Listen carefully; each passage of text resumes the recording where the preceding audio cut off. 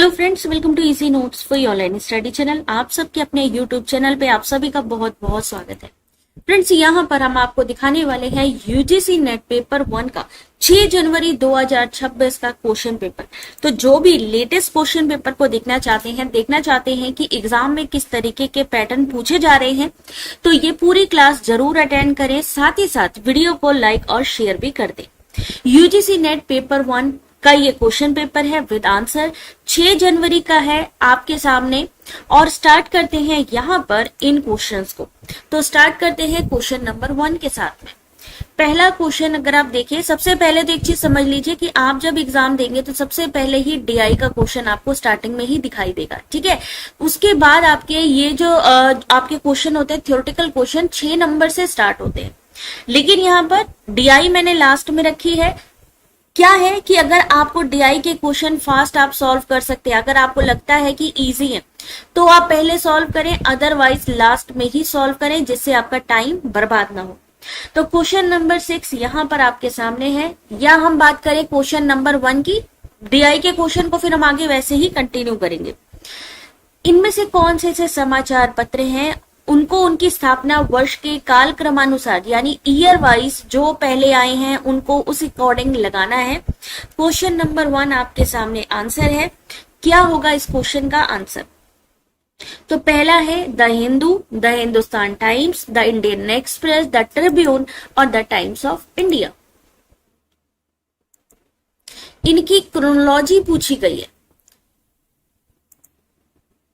Question number 1 answer करो शीतल सुसना। Question number 1 इनमें से अब क्या है, आपको इसका मतलब है ये समझना पड़ेगा कि चाहे वो न्यूज एजेंसीज हो या हो सकता है कि कोई चैनल्स पूछ लिए जाएं आपसे कि ज्ञानवाणी कब आई, उन सब का ईयर भी पूछा जा सकता है। यानी ईयर से रिलेटेड क्रोनोलॉजी ऑर्डर आपसे पूछे जा रहे हैं। तो देखिए क्वेश्चन नंबर 1 का सही आंसर ऑप्शन नंबर बी होगा इसका सही आंसर। सबसे पहले क्या आएगा, the times of India. The times of India कब आया था? 1838 में, ठीक है। वर्तमान मुंबई में है, पहले बॉम्बे था इसका नाम, जहां पे शहर जो आपको पता है बॉम्बे था, मुंबई में है। तो टाइम्स ऑफ इंडिया 3 नवंबर 1838 में the Bombay times and journal of commerce के नाम से जाना जाता था। फिर 1861 में इसका नाम बदलकर टाइम्स ऑफ इंडिया हुआ। फिर आता है आपका दूसरा द हिंदू। द हिंदू आया 1878 में। ट्रिब्यून का प्रकाशन 1881 का है। इन सबको याद कर लीजिएगा। मान लीजिए दोबारा यही क्वेश्चन पूछ लिए गए और स्टेटमेंट में पूछे। हिंदुस्तान टाइम्स की बात करें तो 1924 और ये हुआ था 1924 में। अकाली आंदोलन के नेता सुंदर सिंह लायलपुर द्वारा इसकी स्थापना की गई थी, ठीक है, द हिंदुस्तान टाइम्स की। और इंडियन एक्सप्रेस की बात करें तो 1932। तो उस अकॉर्डिंग आप लगाएंगे तो सही answer option number B. Question number 2 interpersonal communication इनमें से क्या है? अच्छा, एक चीज का ध्यान रखिएगा, एग्जाम में आपको रीडिंग की बहुत अच्छी नॉलेज होनी चाहिए, क्योंकि क्वेश्चन को आपको पढ़ना भी है और जो ऑप्शन आएंगे आपको उन ऑप्शन में टिक भी करना है। तो इसलिए आप लोगों से रिक्वेस्ट है कि आप, क्योंकि एग्जाम आ रहा है, टाइम बचा नहीं है, तो क्वेश्चन को खुद से पढ़िए, ठीक है। अतुल्य प्रॉपर विजन आ रहा है, आंसर करते जाइएगा। क्वेश्चन नंबर 2 है, खुद से पढ़िए कि इनमें से अंतर व्यक्तिक संचार कौन सा है। लोगों के बड़े समूह में, दो व्यक्तियों के बीच में, समाचार पत्र या मीडिया के माध्यम से, या स्वयं के साथ। तो आपको पता है हमेशा एग्जाम में एक इंट्रा पूछा जाता है, एक इंटरपर्सनल पूछा जाता है। जहां पर भी इंट्रा लिखा हो, INTRA, इसका मतलब होता है जब हम सेल्फ से बातें करते हैं, और इंटर का मतलब क्या होता है, जब हम दो व्यक्तियों के बीच में बातें करते हैं। तो सही answer question number 2 option number B, ठीक है। क्वेश्चन नंबर 3 डिस्क्रीट असतत, कंटिन्यूअस सतत, ऑर्डिनल क्रम सूचक, नॉमिनल नामिक के एग्जाम्पल दिए गए हैं और आपको आंसर बताना है। क्वेश्चन नंबर 3 6 जनवरी का लेटेस्ट पैटर्न है। आप एग्जाम देने जाएंगे सेम ऐसे ही पैटर्न के क्वेश्चन दिखेंगे आपको स्क्रीन पे।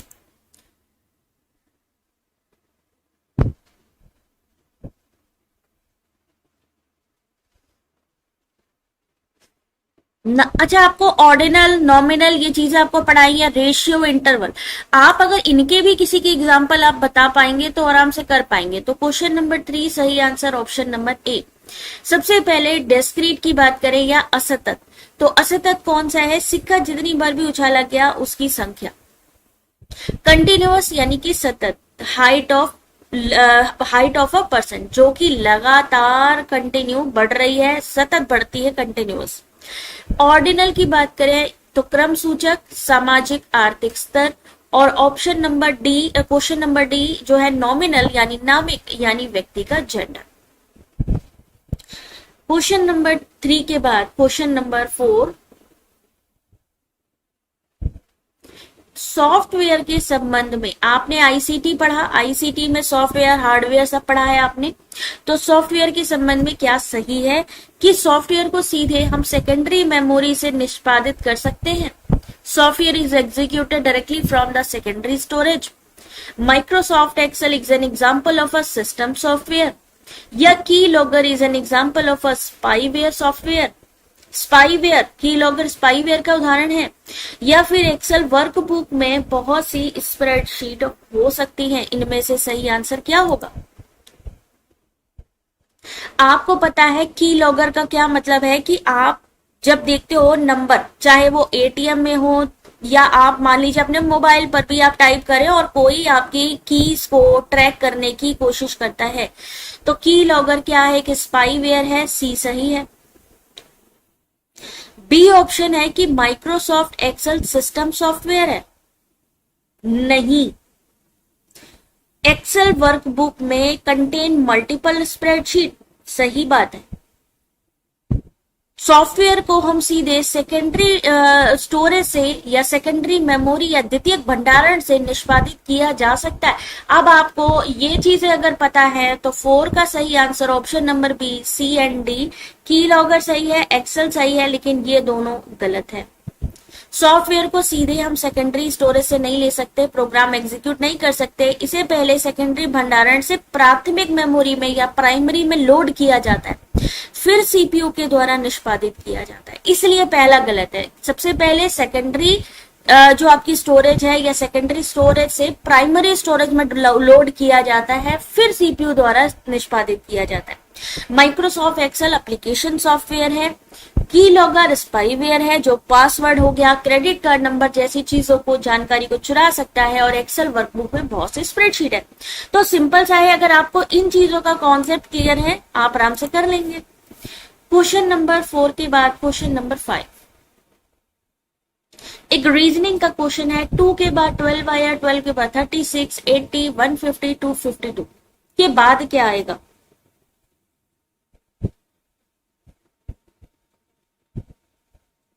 रीजनिंग अगर आती है आपको, आप इस क्वेश्चन का आंसर करें। 2 के बाद क्या आया? 12।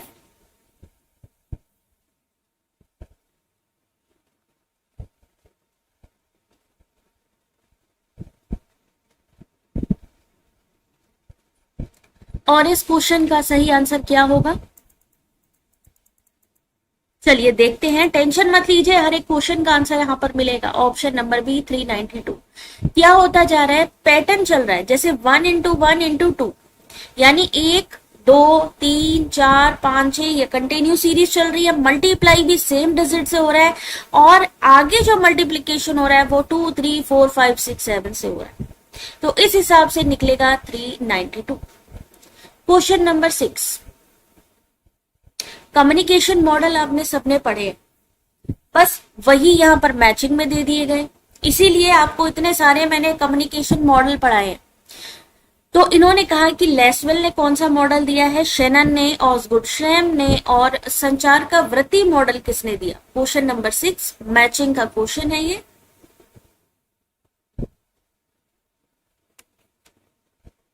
मैचिंग का क्वेश्चन है ये वाला, आप आंसर करिए। आपको सिंपल सा क्वेश्चन पढ़ोगे, दो भी अगर ऑप्शन आ गए आपके सामने, अगर आपको दो भी सही क्वेश्चन के आंसर पता है, आराम से क्वेश्चन के आंसर कर लेंगे आप।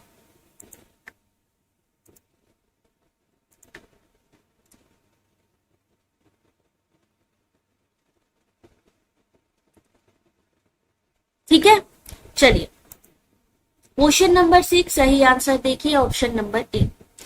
सबसे पहले the speaker the speech and the listener, ये किस में आएगा? अरस्तु में। इनका कहना है एक होता है स्पीकर, स्पीच होती है, और लिसनर होते हैं यानी वन लीनियर कम्युनिकेशन। इसे क्या कहेंगे? लीनियर कम्युनिकेशन कहेंगे। तो अरस्तु का है सबसे पहला मॉडल।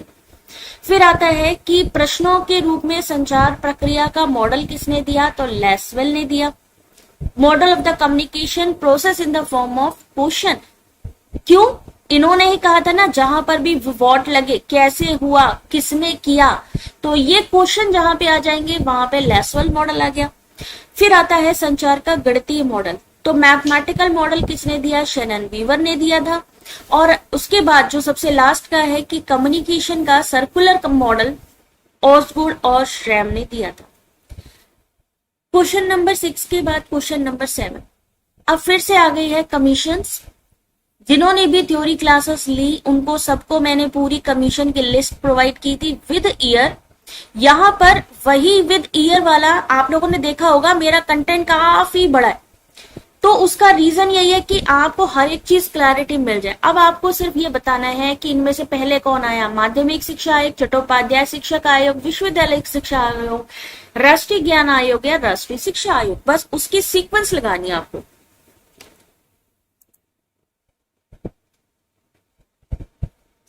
क्वेश्चन नंबर 7, और अभी मैंने शॉर्ट वीडियोस भी डालने स्टार्ट कर दिए हैं, वन लाइनर, यानी अब एग्जाम आ रहे हैं, अगर आपको वन लाइनर क्वेश्चन देखने हैं तो आप क्या कर सकते हैं कि हमारे शॉर्ट वीडियोस में देख सकते हैं और पढ़ सकते हैं। क्वेश्चन नंबर 7 ध्यान से देखिए, सही आंसर ऑप्शन नंबर डी। सबसे पहले क्या आया? विश्वविद्यालय शिक्षा आयोग, जो कि आया 1948 में। 1948 के बाद 52 में आया मुदालियर आयोग, आजादी के बाद। कोठारी आयोग आया 64 में। कोठारी आयोग कहाँ है भाई? जिसे हम राष्ट्रीय शिक्षा आयोग भी कहते हैं, 1964 में। फिर आया चट्टोपाध्याय शिक्षक आयोग, जो कि आया 1983 में। राष्ट्रीय ज्ञान आयोग सैम पेत्रोदा द्वारा जो लाया गया वो कब आया? एनकेसी 2005 में। तो इस अकॉर्डिंग बस हमें ईयर याद रखना है। देखिए बार बार ये क्वेश्चन आ रहे हैं, इसका मतलब है कि दोबारा पीछे जा सकते हैं। ईयर याद रख लीजिए। मान लीजिए उन्होंने पूछा आजादी के बाद का पहला आयोग कौन सा था, तो विश्वविद्यालय शिक्षा आयोग 48 में आया। अगर आपसे पूछा जाए कि माध्यमिक शिक्षा या सेकेंडरी एजुकेशन के लिए कौन सा था, तो मुदालियर आयोग 52 में आया। मैचिंग आ जाए तो मैचिंग कर लीजिएगा। अगला question, question number 8, classical square of position. इनमें से कौन सा कथन इस प्रकार से संबंधित है कि उनमें से एक सत्य है और एक अन्य कथन असत्य और विलोमतः होने चाहिए? Classical square of position logical reasoning में आपका पढ़ा हुआ क्वेश्चन है। इनमें से कौन सा स्टेटमेंट्स रिलेटेड टू कि one of them is true और अदर मस्ट बी फॉल्स, यानी एक अगर सही है तो दूसरा डेफिनेटली गलत है, यानी कॉन्ट्रेरी संबंध है, यानी विपरीत या विलोमता संबंध है, तो किसके किसके बीच में होता है Radha? Classical square of position मैंने आपको हमेशा बताया है कि अगर ना समझ में आए बना लो, यही चारों मिलकर बनाते हैं ना AEIO, classical square of position. A का मतलब यूनिवर्सल पॉजिटिव, ई का मतलब यूनिवर्सल निगेटिव नकारात्मक शब्द, आई का मतलब है आपका पर्टिकुलर पॉजिटिव, और ओ का मतलब पर्टिकुलर आपका किस में हो जाएगा? निगेटिव में सेंटेंस हो जाएगा। जो भी विपरीत संबंध होते हैं यूनिवर्सल के बीच में होते हैं। यूनिवर्सल यानी U प्लस और U माइनस। याद रखिएगा, कॉन्ट्रेरी संबंध या विपरीत संबंध सिर्फ दो लोगों के बीच में होते हैं, और वो है आपका A और E के बीच में। ठीक है, यानी जो आपका यूनिवर्सल आपकी अफर्मेटिव हो गए या यूनिवर्सल निगेटिव। सब कॉन्ट्रेरी संबंध किसके किसके बीच में होता है? सब कॉन्ट्रेरी संबंध होता है आपका आई और ओ के बीच में, क्योंकि ये दोनों एक साथ गलत नहीं हो सकते, एक साथ कभी गलत नहीं होंगे, एक साथ सही हो सकते हैं। इन दोनों में एक सही होना जरूरी है, और दोनों ही सही हो सकते हैं किसी कंडीशन में, लेकिन ये दोनों ए और ई कैसे हैं कि ये दोनों में से कोई एक ही सही होगा। तो यहाँ ए का मतलब हो गया, ए का हो गया ऑल, ठीक है, ए का क्वांटिफायर क्या है, ऑल हो गया, और ई का क्वांटिफायर है नो, तो ए और बी आंसर यानी सी आंसर। क्वेश्चन नंबर, भाई क्यों, कुछ घटपर्णी पौधे पक्षी नहीं है, एक सत्य है तो अन्य कथन असत्य या विलोमता होना चाहिए। इन्होंने कॉन्ट्राडिक्टरी दे दिया, जबकि विलोमता का मतलब ही होता है कि, एक मिनट भाई देखो जरा सा एक बार ये क्वेश्चन देखो जरा, इन्होंने विपरीत पूछा है, विपरीत संबंध या विलोमता पूछा है, तो क्या होगा, कॉन्ट्राडिक्टरी संबंध इन्होंने बोल दिया यहाँ पे। तो यही चीजें हैं इन लोगों के क्वेश्चन पेपर में कि चीजों को घुमाने वाले, इन्होंने कॉन्ट्राडिक्टरी को ले लिया या विरोधाभास की बात करी है कि एक सही है तो दूसरा कथन गलत और विलोमता होना चाहिए। विपरीत संबंध अलग चीज कर दी इन्होंने, विलोमता कर दिया यानी कॉन्ट्राडिक्टरी संबंध, यानी अगर ए हमारा सही है तो डेफिनेटली क्या गलत होगा, ओ हमारा गलत होगा। सेम ऐसे ही अगर हमारा ई सही है तो हमारा आई गलत होगा। तो उस आधार पे इन्होंने जो आंसर दिया है क्वेश्चन नंबर 8 का, option number A and D दिया। विलोमता, कॉन्ट्राडिक्टरी संबंध, एक सही है दूसरा गलत है, ठीक है, तो यहां पर ऑप्शन नंबर ए। क्वेश्चन नंबर 8 के बाद ऐसे ही हिंदी और इंग्लिश में वहां पर भी बहुत कंफ्यूजन होगी, तो हिंदी इंग्लिश दोनों ही एक बारी उठा करके स्टेटमेंट को जरूर पढ़िएगा। उसके बाद चलते हैं नेक्स्ट क्वेश्चन, क्वेश्चन नंबर 9 पे। कितने लोगों को समझ में आ रहा है कि एग्जाम का पैटर्न क्या है। क्वेश्चन नंबर 9, एग्जाम देने जाएंगे तो कैसे क्वेश्चन आने वाले हैं, समझ में आ रही चीज है।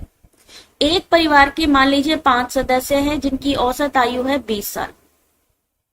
यदि परिवार के सबसे छोटे सदस्य की आयु है 5 साल, तो सबसे छोटे सदस्य के जन्म के समय परिवार की औसत आयु कितनी होगी। Mathematical question.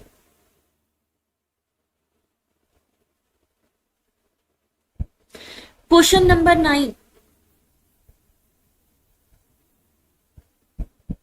अब ये क्वेश्चन कैसे सॉल्व होगा चलिए देख लेते हैं।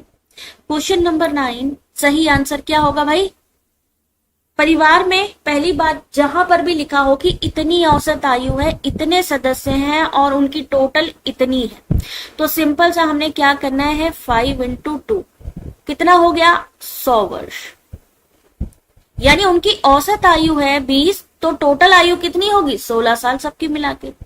इन्होंने कहा सबसे छोटे सदस्य के जन्म के समय अर्थात 5 साल पहले, क्योंकि वो 5 साल का है तो 5 साल पहले शेष 4 सदस्यों की, क्योंकि 5 साल पहले जब उसका जन्म हुआ तो उसकी एज तो कैलकुलेट नहीं की गई, तो 100 में से माइनस किया 5 × 5, क्यों 5, यहां पर इन्होंने कितने सदस्य थे, शेष 4 सदस्य थे, 5वां सदस्य पैदा हुआ है तो कितना निकलेगा 75। अब छोटे सदस्य के जन्म के समय परिवार की औसत आयु, कितने परिवार के सदस्य 4, तो 4 में से 75 को या 75 को डिवाइड करेंगे तो आंसर निकलेगा 18.75। क्वेश्चन नंबर 10, इनमें से डिक्रीजिंग कोनोटेशन आपको बताना है। डिक्रीजिंग घटते गुणार्थ क्रम में व्यवस्थित कीजिए।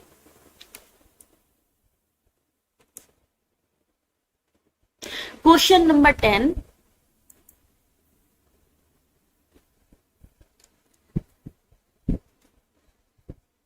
Connotation denotation. सबसे पहले मोलिक्यूल, प्रोटॉन, परमाणु और क्वार्क, इनमें से आपको ध्यान रखना है कि कौन सी सबसे बड़ी, सबसे मेन कैटेगरी इनमें से कौन सी है।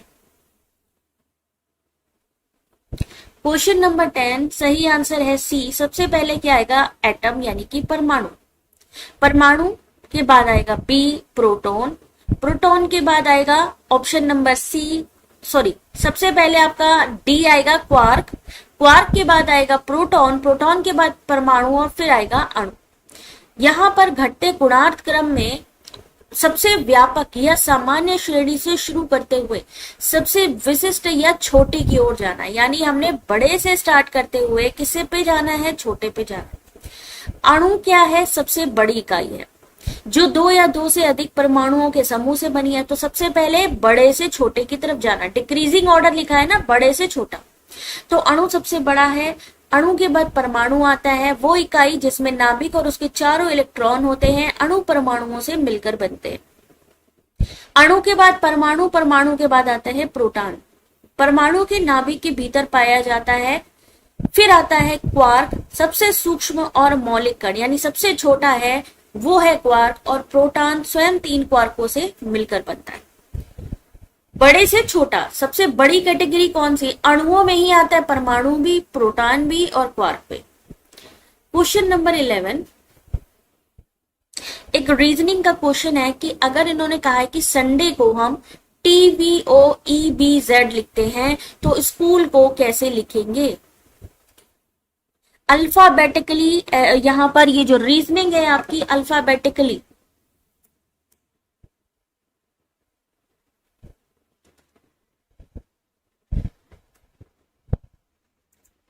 अगर आप ध्यान से देखो तो संडे लिखा है,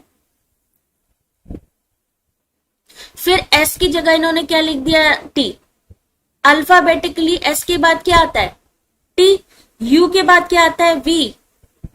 एन के बाद क्या आता है? ओ। डी के बाद क्या आता है? ई।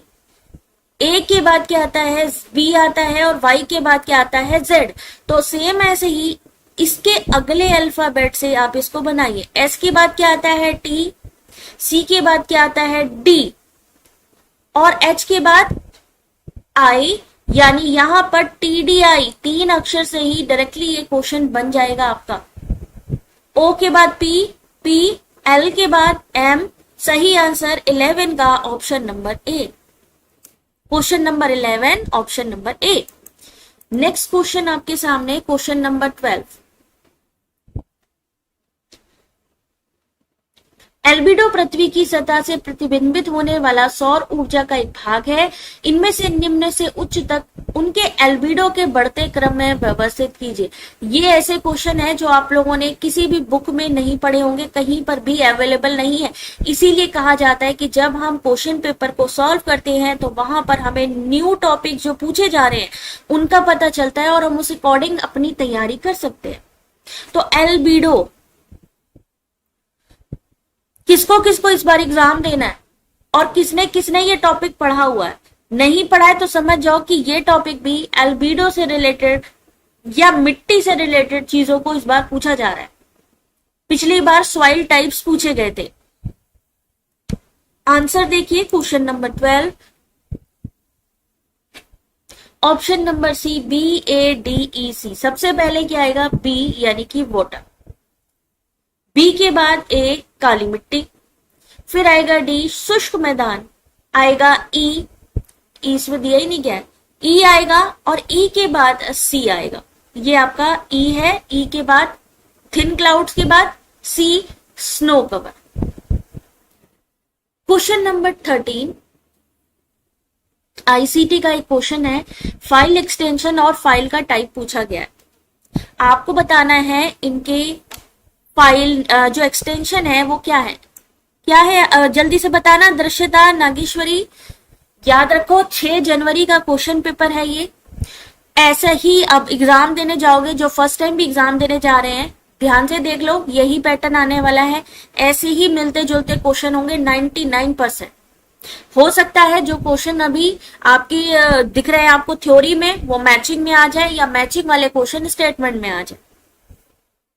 तो जिप फाइल किसके लिए होती है? जिप फाइल किसके लिए होती है? कंप्रेस फाइल होती है। Zip dot zip compress file होती है। जेपीजी किसके लिए है? इमेज फाइल के लिए है।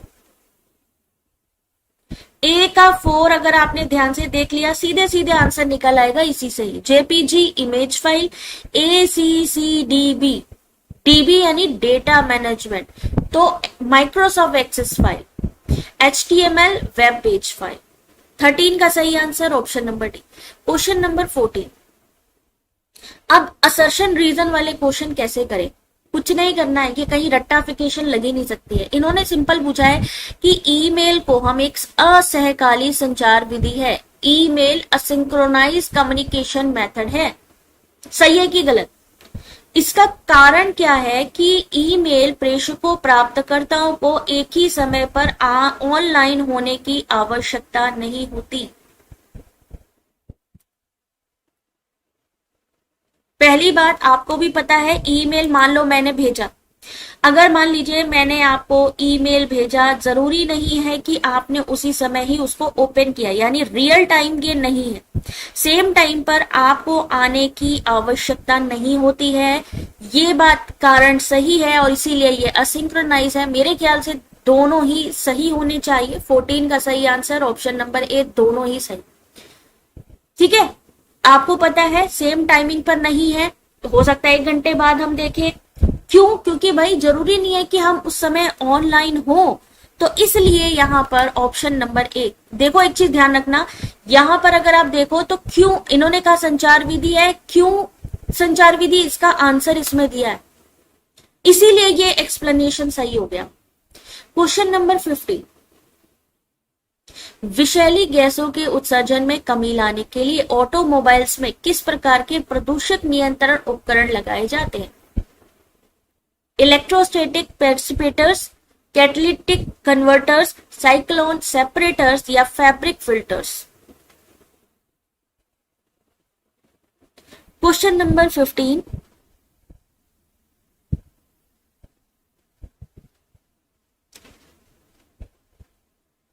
विषैली गैसों यानी ऑटोमोबाइल्स में अगर हम नहीं चाहते हैं कि ज्यादा प्रदूषण फैले तो हम क्या लगाएंगे भाई? Option number B, catalytic converters. ये उपकरण निकास प्रणाली में कीमती धातुओं जैसे प्लैटिनम, पैलेडियम, रोडियम का उपयोग करके हानिकारक गैसों जैसे CO2 जलवाष्प में परिवर्तित कर देता है। क्वेश्चन नंबर 16, ये वाला क्वेश्चन तो कई बार मैंने कराया हुआ है। चीनी विद्वान आई किंग और जुआन जेंग ने 7वीं ईस्वी में किसकी यात्रा की थी? और जुआन जेंग योग शास्त्र का छात्र भी बना था, और ये आपके PYQ में मोस्ट ऑफ द टाइम पूछा गया क्वेश्चन है।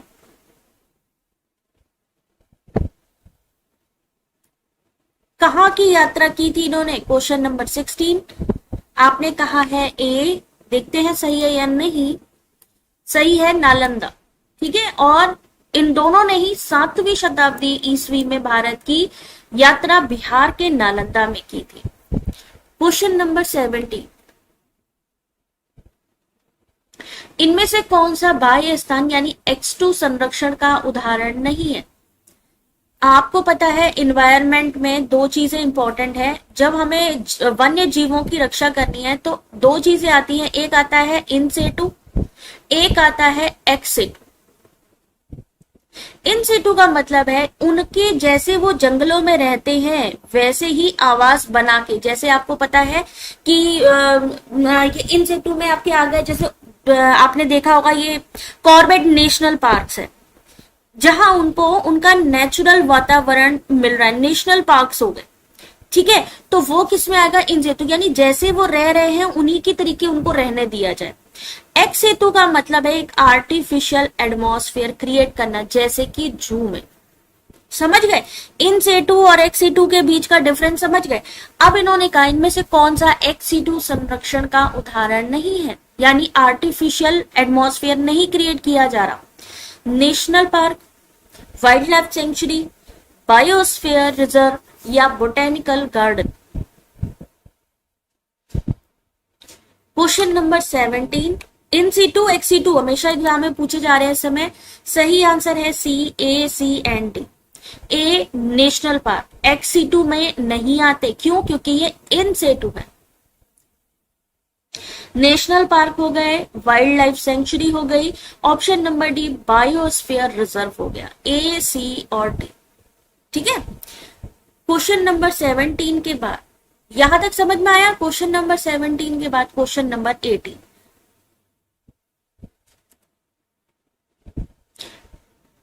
क्वेश्चन नंबर 18 क्या कह रहा है कि आमने सामने होने की स्थिति में सफल संचार की संभावनाएं कहीं बेहतर होती है। Chances of successful communication in a face to face situations are far better. The pace of communication is not regulated by the participant, क्योंकि प्रतिभागियों द्वारा संचार की गति का नियमन नहीं किया जाता है।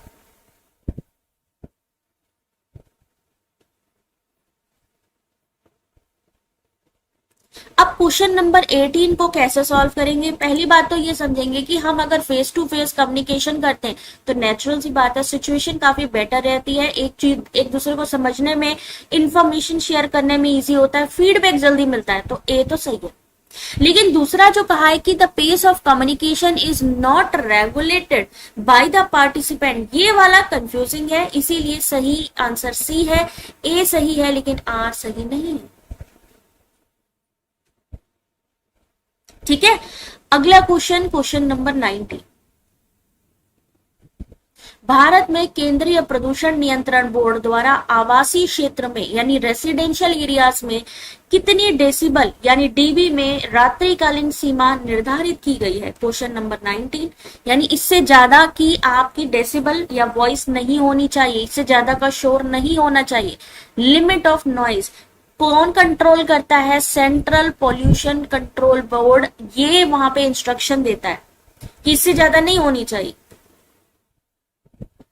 19 का आपने कहा है सी 60 डीबी, सही आंसर है डी 45 डीबी। रात को ज्यादा शोर नहीं करना है भाई। सीबीसीबी ने आवासीय क्षेत्रों के लिए रात के समय ध्वनि की अधिकतम जो स्वीकार्य सीमा रखी है 45 डेसिबल।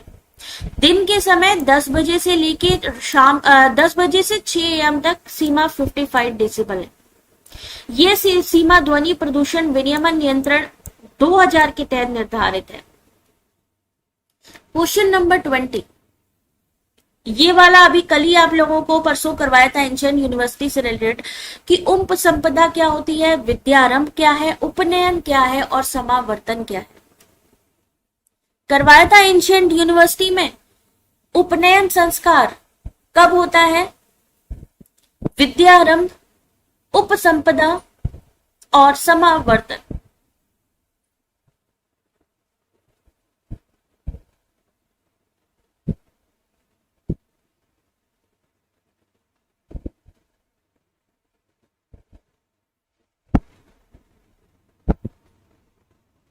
क्वेश्चन नंबर 20,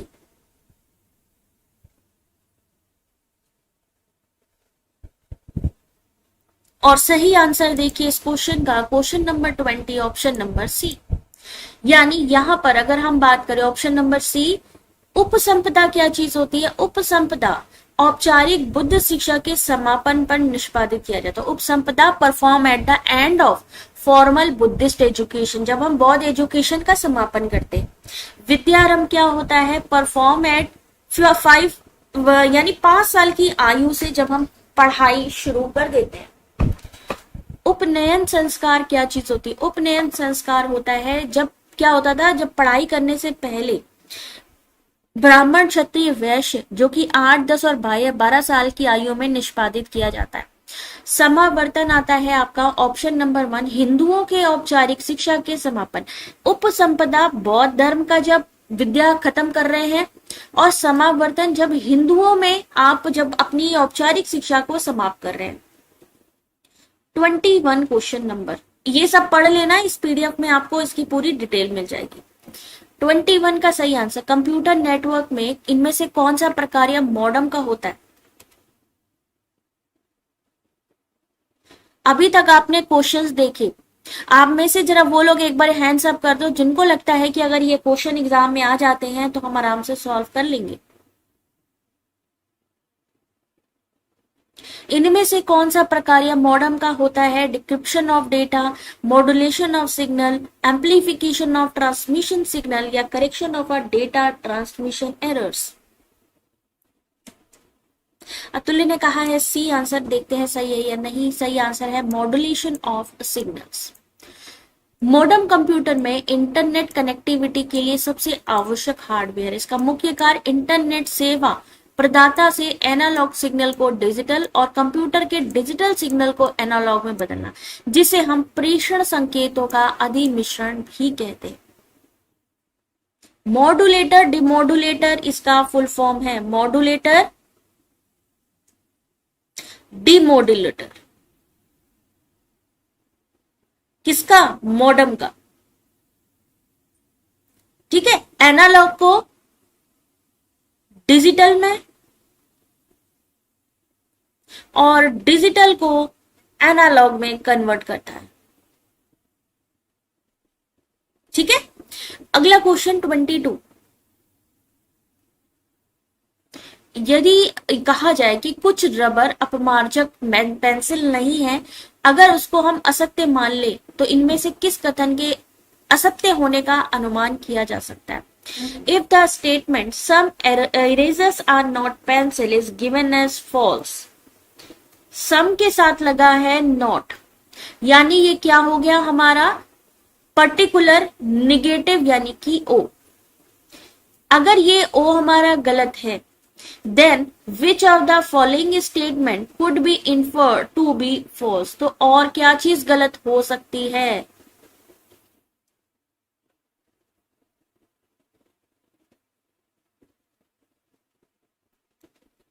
किस कथन के असत्य होने का अनुमान लगाया जा सकता है? जबकि पूछा जाता है सत्य होने का अनुमान लगाया जा सकता है, तो अगर हमारा ओ गलत होता है तो हमारा ए सही होता है।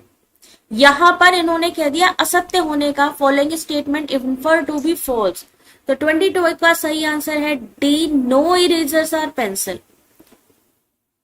याद रखिए अगर हमारा ओ गलत है तो हमारा ई भी गलत होने के चांसेस हो जाएंगे, क्योंकि ये हमारा माइनस है, माइनस माइनस, और हमारा यूनिवर्सल पॉजिटिव और हमारा पर्टिकुलर पॉजिटिव, अगर हमारा सही है तो ये सही होने के चांसेस है, निगेटिव निगेटिव और प्लस प्लस। इसलिए यहां सही answer option number D, E का क्वांटिफायर है नो, तो no erasers are pencils. Question number 22 के बाद question number 23, project method portfolio से रिलेटेड ये इस तरीके के स्टेप्स पूछे जा रहे हैं, तो क्वेश्चन नंबर 23 कर लोगे अतुल्य? Very good.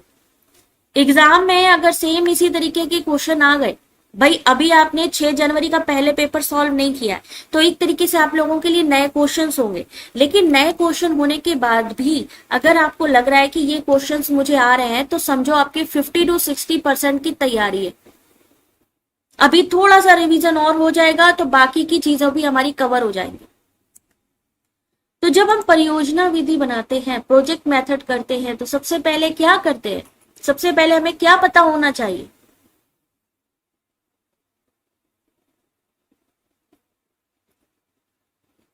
सबसे पहले हमारे उद्देश्य क्लियर होने चाहिए। सबसे पहले क्या होने चाहिए? हमारा पर्पस क्या है उस प्रोजेक्ट मेथड के लिए। फिर उसकी हमें प्लानिंग करनी चाहिए, प्लानिंग के बाद उसका एग्जीक्यूशन करना है, फिर उसकी रिकॉर्डिंग करनी है और लास्ट में इवैल्यूएशन करना है। ये याद रखिएगा, एक तो इसके स्टेप्स पूछे जाते हैं, दूसरा आपकी जो है निगमनात्मक इंडक्टिव डिडक्टिव के भी स्टेप पूछे जाते हैं। चलिए नेक्स्ट क्वेश्चन, क्वेश्चन नंबर 24, इन निम्नलिखित भिन्नों को उनके अवरोही क्रम में व्यवस्थित कीजिए।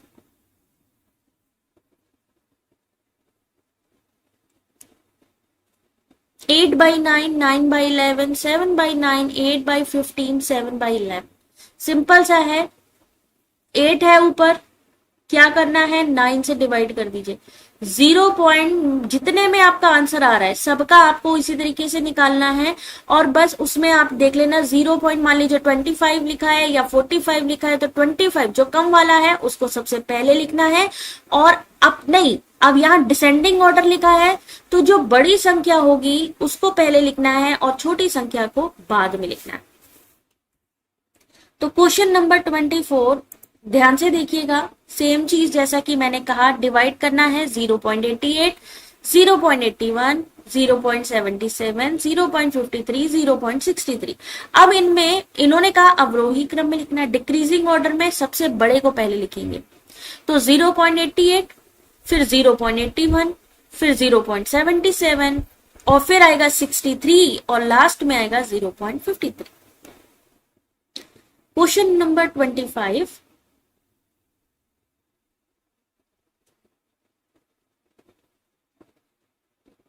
क्वेश्चन नंबर 25,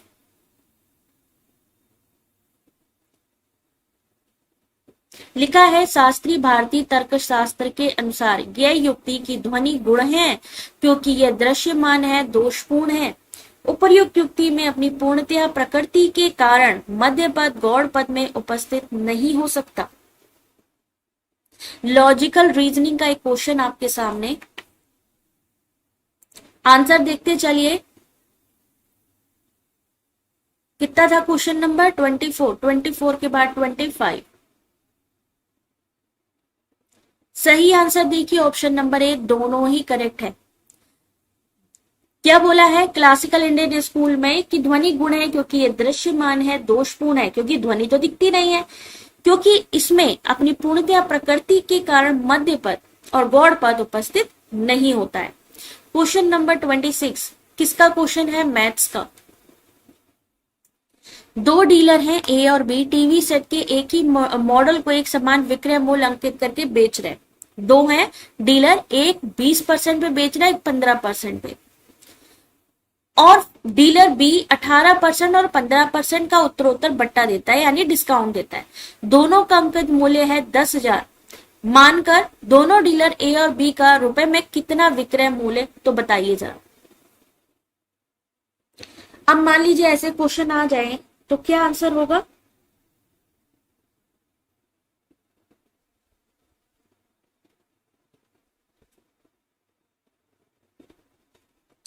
ध्यान से देखिए क्वेश्चन का सही आंसर। इन्होंने कहा, मान लीजिए इन्होंने एक रकम मान लिया कि हमारे को 10,000, तो 10,000 मान ली। अब ए जो है 20% और 15% के अकॉर्डिंग छूट दे रहा है, तो हमें क्या करना है? 100, मान लीजिए हमारी 100 की छूट है, 100 में से कितने की छूट दे रहा है? 20%। तो यानी 100 में से 20 को माइनस कर दो, कितना हुआ? 80। तो 80 हो गया बटे 100 हो गया, क्योंकि परसेंटेज निकाल रहे हैं। 15% है तो माइनस 15% कर दीजिए, छूट दे रहा है, तो ये कितना हो गया? 85%। तो 10,000 का 80% और 85% दोनों ही निकाल लेंगे तो कितना होगा? 6800। फिर ऐसे ही बी का निकालेंगे, 18%, 100 में से 18 को माइनस करिए, 100 में से 15 को करिए, फिर यहाँ कितना होगा? 85 और 82 निकलेगा कितना? 6,970। तो हमारा आंसर क्या होगा? ऑप्शन नंबर डी, 6800 और 6,970 रुपीज। ठीक है, अगला क्वेश्चन देखिए, क्वेश्चन नंबर 27। ऐसे क्वेश्चन को करने के लिए सेम क्वेश्चन को अलग अलग नंबर बदल बदल के चेक करो कि हमारा आंसर सही आ रहा है या नहीं आ रहा है।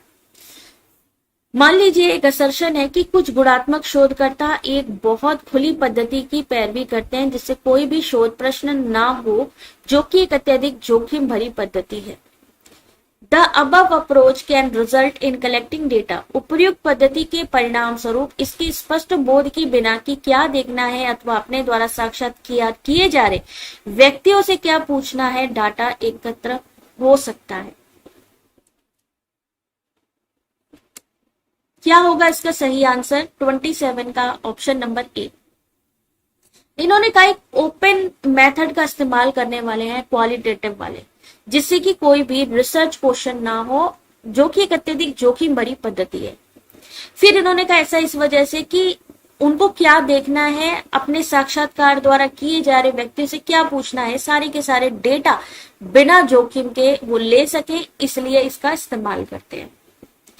क्वेश्चन नंबर 28, आनुवांशिकता किसी व्यक्ति की स्वयं की अधिगम क्षमताओं को प्रभावित करती है। Heredity affects one's own learning ability. किसी व्यक्ति की स्वयं की अधिगम क्षमताओं को प्रभावित करने वाले कारक सामाजिक, आर्थिक, ऐतिहासिक, सांस्कृतिक होते हैं।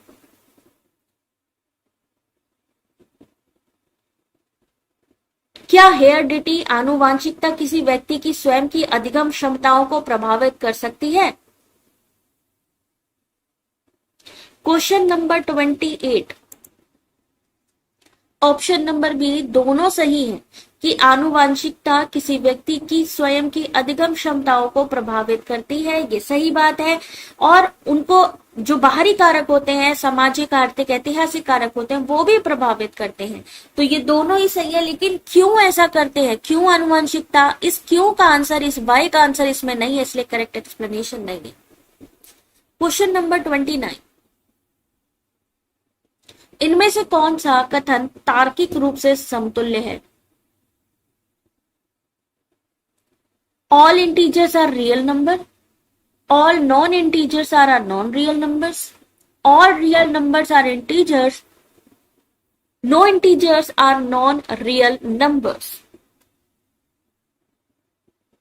सोचिए फर्स्ट शिफ्ट में जिनका एग्जाम होगा उनके लिए तो चलिए कोई बात नहीं है, जाएंगे वो पढ़ के जाएंगे अपना, लेकिन जो सेकंड शिफ्ट वाले होते हैं ना उनके साथ बड़ी प्रॉब्लम आ जाती है। प्रॉब्लम ये आ जाती है कि उनको ये भी टेंशन होती है कि सुबह की शिफ्ट में क्या पूछा गया, और आप यकीन नहीं मानेंगे जो क्वेश्चन पेपर सुबह की शिफ्ट में आता है उन्हीं में से कुछ क्वेश्चन आपके शिफ्ट 2 में भी पूछे जाते हैं।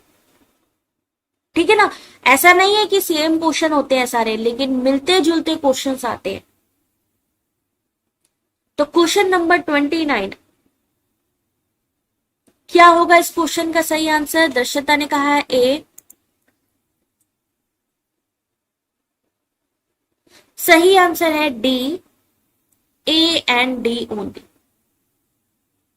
All integers are real number और no integers are non real numbers. दोनों के दोनों ही, कोई भी इनमें कोई भी ओवरलैप नहीं है और गणितीय रूप से सही है। No integers are non real numbers, यानी all integers are real numbers.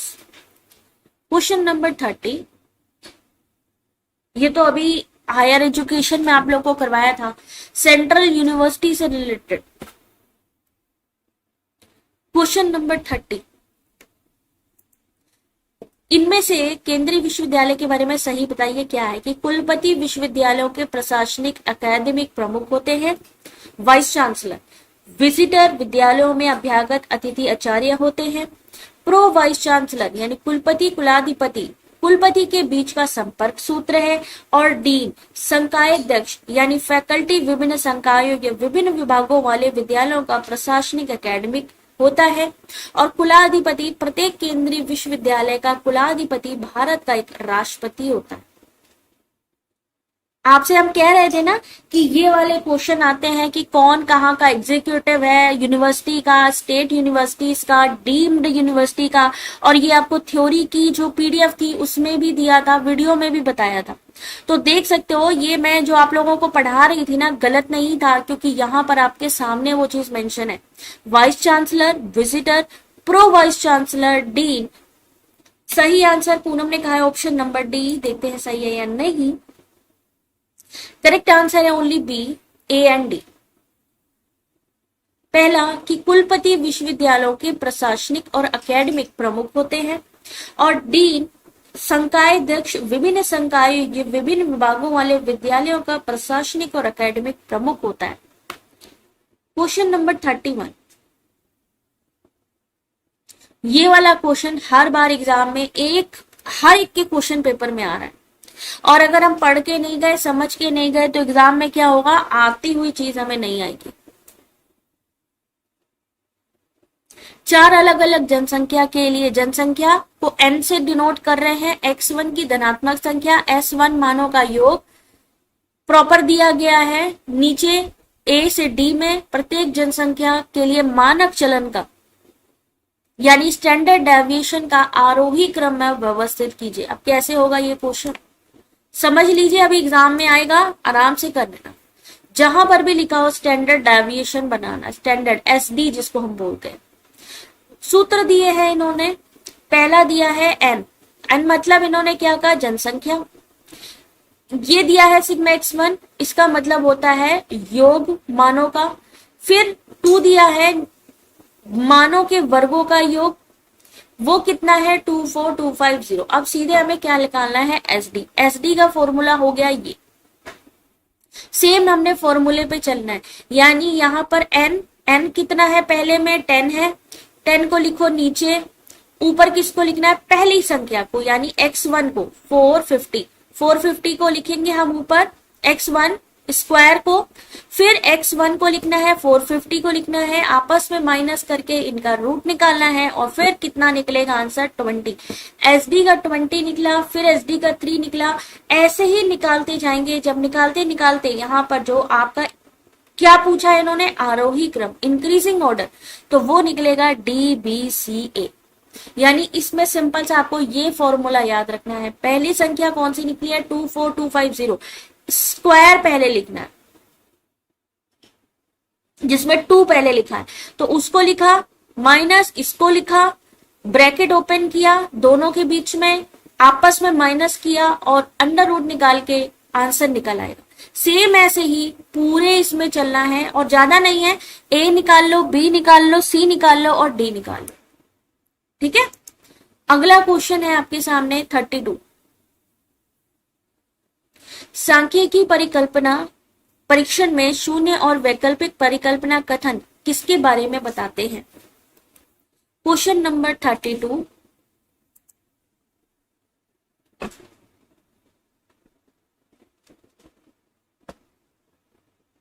Question number 32 किसके बारे में बताते हैं? पॉपुलेशन पैरामीटर्स के बारे में, sample parameters, sample statics, it depends sometime population parameters and sometimes sample statics. तो क्वेश्चन नंबर 32 सही आंसर ऑप्शन नंबर ए, पॉपुलेशन पैरामीटर्स। सांख्यिकी परिकल्पना परीक्षण में शून्य और वैकल्पिक परिकल्पना पॉपुलेशन पैरामीटर्स को बताती है। क्वेश्चन नंबर 33 किसके बारे में है? असेसमेंट के बारे में। Assessment rubrics, concept map, podcast and blogs और पोर्टफोलियो, और इनके डिस्क्रिप्शन पूछे गए हैं कि एक्चुअली में ये होते क्या है। रूब्रिक्स क्या है, आपका कॉन्सेप्ट मैप क्या है, पॉडकास्ट क्या है, ई पोर्टफोलियो क्या है। और ये वाला क्वेश्चन भी एग्जाम में कई बार आया हुआ क्वेश्चन है। क्वेश्चन नंबर 33 सही answer option number C. Rubrics जहां पर हम ग्रेड या स्कोर की बात करते हैं। कॉन्सेप्ट मैप किसको कहते हैं? जहां पर हम विजुअल रिप्रेजेंटेशन करते हैं। पॉडकास्ट और ब्लॉग की बात करें तो जब पॉडकास्ट हो या ब्लॉग्स ऑनलाइन करे जाते हैं, तो ऑनलाइन स्थान जहां छात्र अपने दत्त या नियत कार्य को संगठित कर सकते हैं। और पोर्टफोलियो क्या चीज है? सॉरी, एक मिनट, यहाँ पे गड़बड़ किया। यहाँ पर आपका पहला तो आपको पता चल गया रूब्रिक्स क्या है, ग्रेड का हो गया। दूसरा परिकल्पना हो गया आपका जहाँ विजुअल रिप्रेजेंटेशन है डायरेक्शनल लिंक्स के लिए। पॉडकास्ट हो गए आपके, पॉडकास्ट किसके हैं? विजुअल प्रेजेंटेशन के लिए। Visual verbal file for submission that authenticates learning. और पोर्टफोलियो वो ऑनलाइन स्थान है जहां छात्र अपने असाइनमेंट्स को रखते हैं, पोर्टफोलियो में असाइनमेंट्स को रखते हैं। क्वेश्चन नंबर 34 गंगा और इसकी सहायक नदियों के पुनरुद्धार के लिए भारत सरकार ने 14-15 में बहुक्षेत्रीय बहुसंख्यात्मक हस्तक्षेप के साथ एक कार्यक्रम की शुरुआत की थी। अतः इस कार्यक्रम का नाम पीएम निर्मल गंगा रखा गया था। देख रहे हो कितने ज्यादा असर्शन रीजन वाले क्वेश्चन है, कितने स्टेटमेंट और कितने मैचिंग वाले क्वेश्चन है। इवन मैथ्स रीजनिंग के भी मैचिंग वाले क्वेश्चन है।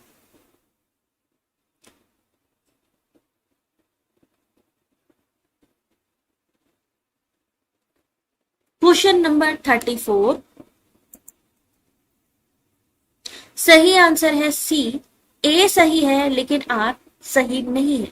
गंगा की सहायक नदियों के उद्गम के लिए यहाँ पर भारत सरकार ने 14-15 में बहुक्षेत्रीय बहुसंख्यात्मक हस्तक्षेपों की बात करी और वो कार्यक्रम का नाम था नमामि गंगे कार्यक्रम, ना कि पीएम निर्मल गंगा। क्वेश्चन नंबर 35 यदि किसी छात्र की 10 में से 8.97 सीजीपीए है और इसका गुणक चर है 10, तो उस छात्र के अंकों की अनुरूप प्रतिशतता क्या होगी? सीजीपीए निकालने को आ जाए तो कैसे निकालेंगे? If the CGPA of a student is 8.97 out of 10 and the multiplication factor is 10, तो सीधे सी बात है 8.97 का मल्टीप्लीकेशन कर दो, यही होगा ना। तो उस छात्र के अंकों की समरूप जो होगी वो होगा 89.7। सेम है, दोनों को आपस में मल्टीप्लाई करना है। आपका जो मल्टीप्लीकेशन फैक्टर है 10 और जो आपका सीजीपीए है तो निकलेगा कितना? 89.7%। क्वेश्चन नंबर 36 इनमें से कौन सा कम्युनिकेशन मॉडल है? वेस्ली मैकलीन का, थियोडोर न्यूकॉम का, जॉर्ज गर्बनर का, मैक्सवेल मैकॉम का या फेस्टिंगर का?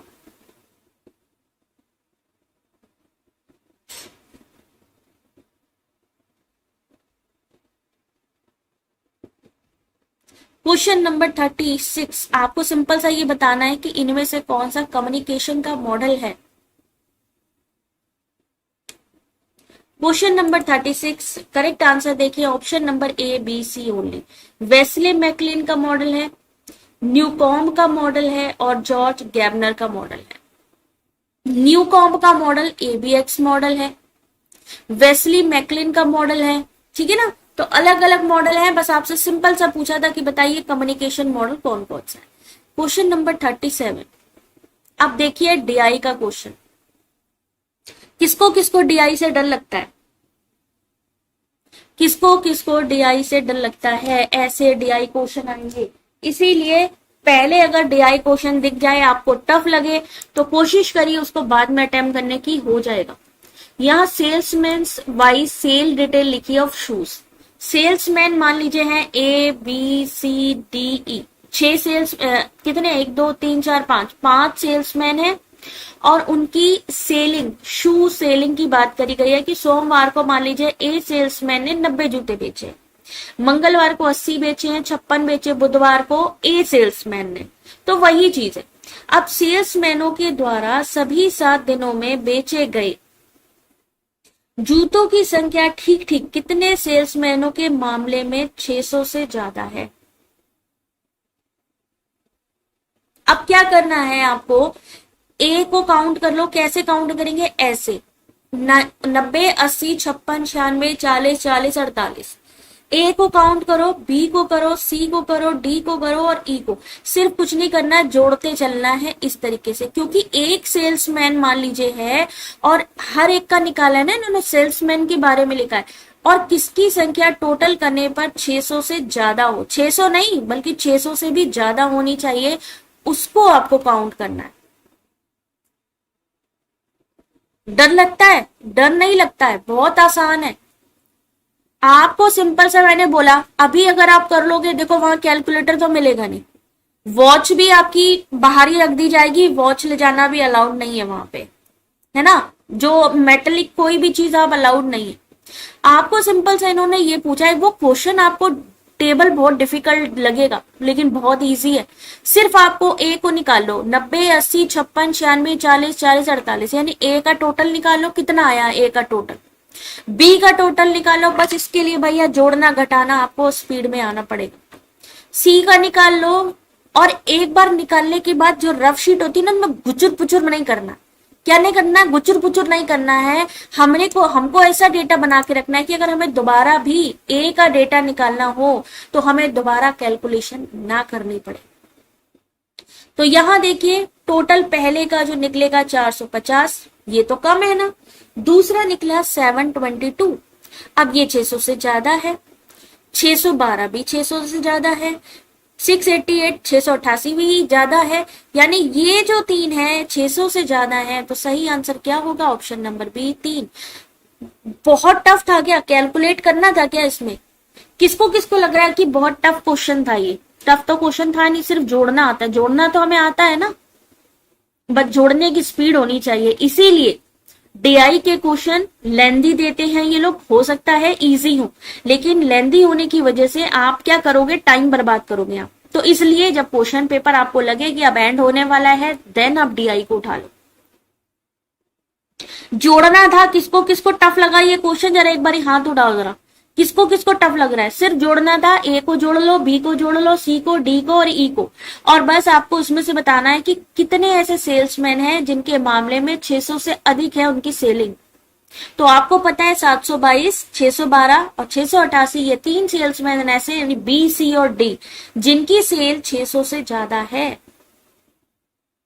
ठीक है, अगला क्वेश्चन देखिए, क्वेश्चन नंबर 38। सेल्समैन सी के द्वारा, सेल्समैन सी कहाँ रहा? ये रहा, बुधवार और शनिवार। बुधवार ये रहा, यानी बुधवार का समझ लो 26, बुधवार और शनिवार, शनिवार ये रहा 94। सी का ही देखना है, ये नहीं कि किसी और का देख लेंगे, बुधवार और शनिवार। को मिलाकर बेचे गए जूतों की संख्या। तो आप सी का देखोगे तो कितना निकलेगा, 26 प्लस 94, टोटल बताना जरा। फिर दूसरा पूछा है बी, बी का सोमवार का 184 प्लस रविवार, सोमवार के बाद रविवार हो गया लास्ट में यानी 196। अब इनका टोटल करिए। इन्होंने कहा रविवार को मिलाकर बेचे गए जूतों की संख्या का कितना प्रतिशत है, number of shoes sold by salesman C on Wednesday Saturday together is approximately. तो हमने सी को लिखना है ऊपर, किससे परसेंटेज बताना है, बी से इंटू करना है 100। इन्होंने कहीं पर भी कितना डिक्रीज हुआ या कितना इंक्रीज हुआ पूछा तो नहीं ना, कितनी बढ़ी है कितना कम हो, वो नहीं, सिंपल सा इन्होंने पूछा है कि बी का कितना प्रतिशत है। तो सी का टोटल करो, बी का टोटल करो, डिवाइड करो, आंसर निकल आएगा।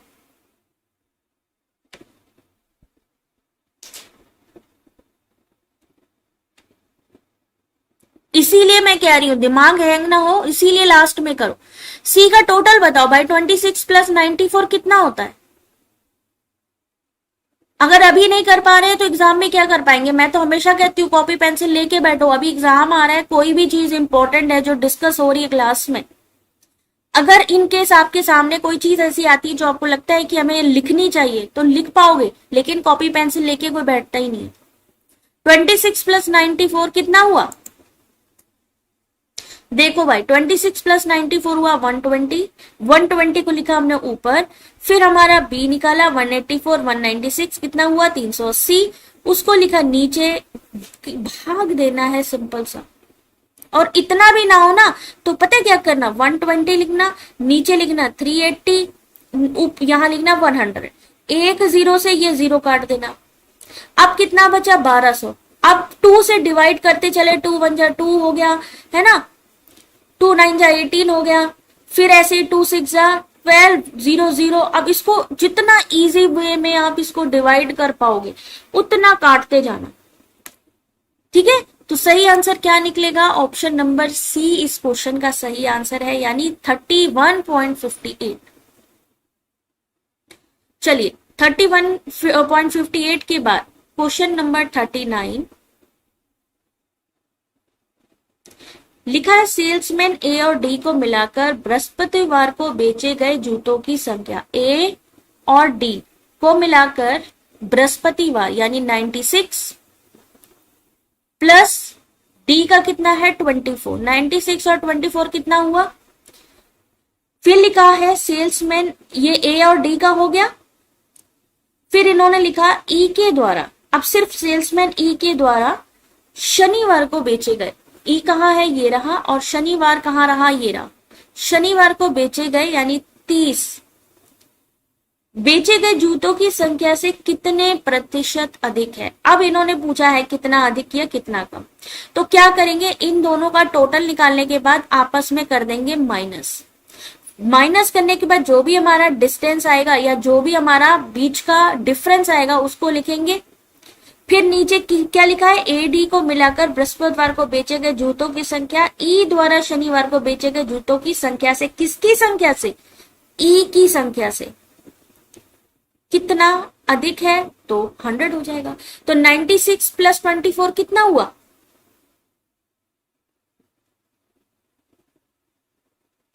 120।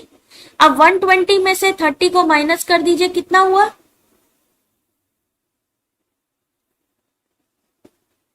कितना हुआ 90। अब 90 को लिखो ऊपर, नीचे किसको लिखो 30 को लिखो, इंटू करो 100, काटो इसको जल्दी से। 39 का सही आंसर कितना होगा, ऑप्शन नंबर बी होना चाहिए, 39 का 300। जरूरी नहीं है वहां पे 0 0 0 ज्यादा लगाओ, अगर आपको जल्दी सॉल्व करना है ना तो सिंपल सी चीज है, यहां पर आप इसको जल्दी भी सॉल्व कर सकते हो। कैसे सॉल्व कर सकते हो, आपने ये ले लिया 96, आपने सिर्फ डिजिट का ध्यान रखना है। यहां पर मैंने क्या किया, पूरा वो नहीं सॉल्व किया, मैंने तो सिर्फ डिजिट का ध्यान रखा है, डिजिट का ध्यान रखते हुए ही आंसर करना है। और अगर आप वो कर गए तो समझो आपने आंसर सही से सॉल्व कर लिया। यहां तक किसको किसको समझ में आई क्वेश्चन? यहां तक किसको किसको क्वेश्चन समझ में आया? लो भाई, ब्लैंक हो गया क्वेश्चन। जल्दी से एक बारी बताओ भाई। सिस्टम हीट कर रहा है अब इस समय। एंड कर रहे हैं हम क्लास को। जिसको जिसको समझ में आया, जाने से पहले वीडियो को लाइक और शेयर कर लीजिएगा। मिलते हैं आपसे नेक्स्ट क्लास में। तब तक अपना ध्यान रखिए। Take care. God bless you.